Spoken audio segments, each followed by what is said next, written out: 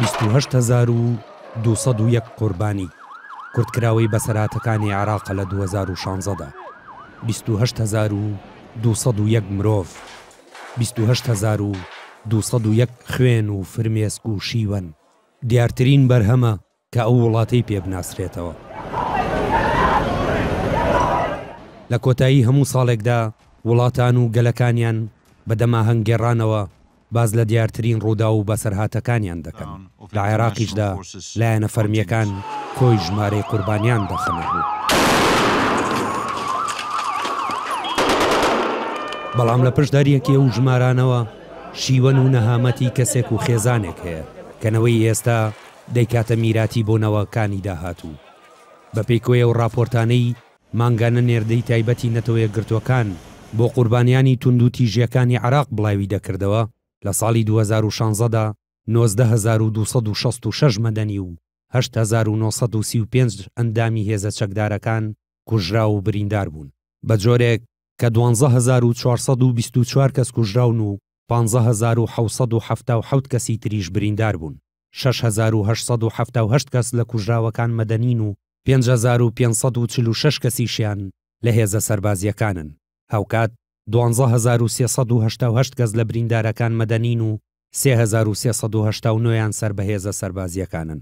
ئەم ئامارانە بە وتەی نەتەوە یەکگرتوەکان لایەنی هەرەکەمی ژمارەی قوربانیانن، چونکە ژمارەی قوربانیانی سەربازی مانگی 12 لە خۆ ناگرێت. هەروەها ژمارەی قوربانیانی پرۆسەکانی ئەنبار بۆ هەر 12 مانگەکە نەگەیشتوەتە دەستیان. هاوکات ژمارەی قوربانیانی مەدەنی 4 مانگی پارێزگای ئەنباری تێدا نییە. ئەمانە بێجگەلەوەی کە چەندین راپۆرتیان دەربارەی کوژران و برینداربوونی هاوڵاتیان پێگەیشتووە، بەڵام بە وتەی یانکۆبیچی نێردەی تایبەتی سکرتێری گشتی نەتەوە یەکگرتوەکان بۆ عێراق لەبەرەوەی نەتوانراوە لە سەرچاوەکانیان دڵنیابن ژمارەکانیان تۆمار نەکردووە. زۆری قوربانیانی مەدەنی بۆ ئەو تەقینەوانە دەگەڕێتەوە کە لە شارەکاندا ڕویان دەدا و ڕێکخراوی داعش بەرپرسیارەتی زۆری نایانی لە ئەستۆ دەگرت. زیادبوونی تونند و تیژیەکان لە 4 مانگی کۆتاییدا بە تایبەتی دوای دەستپێکردنی ئۆپراسیۆنی کۆنتڕۆڵکردنەوەی مووسڵ ژمارەی قوربانیانی بەڕادەیەکی زۆر زیاد کرد. بە جۆرێک لە مانگەکانی 9 و 10 و 11 و 12دا 11,029 کوژرا و بریندار تۆمار کراون کە هێشتا قوربانیانی سەربازی مانگی 12 ئاشکرا نەکراوە. لە کاتێکدا کۆی قوربانیانی هەژمانگی پێشووتر 17,172 کەسە.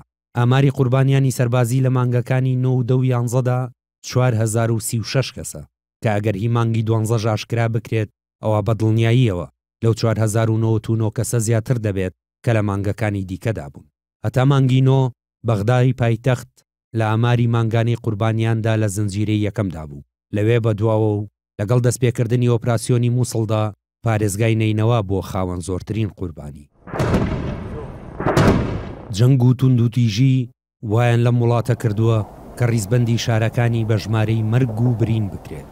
مرۆڤ بە خەندە و هیواوە پێشوازی ساڵی نوێ دەکات، بەڵام عێراقیەکان برین و حەسرەتێک لە دڵیاندایە هیچ ئومێد و پێکەنینێک سار ڕێژی ناکات. نامۆ سەربەست NRT